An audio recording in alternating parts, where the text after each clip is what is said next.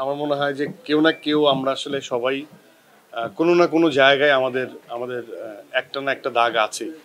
আমরা কেউ দাগহীন না। মানে কোনো না কোনোভাবে আমরা আমি যদি এটা মেটাফর হিসেবে বলতে চাই যে আমরা কোনো না কোনোভাবে কোনো না কোনো কারো পয়েন্ট অফ ভিউ থেকে দাগী।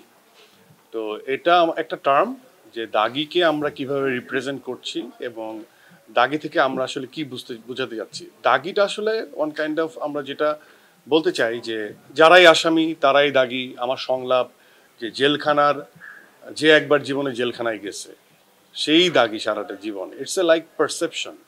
আমরা এটা সবাই বলতে পছন্দ করি, যারা দাগি তাদেরকে দাগি বলতে পছন্দ করি, কিন্তু আসলেই কি সোসাইটি শুধুমাত্র এই স্টেটমেন্টেই থাকে, নাকি যে দাগি আমরা তাদেরকে জেলে পাঠাই কি শাস্তি দেওয়ার জন্য নাকি শুধরানোর জন্য?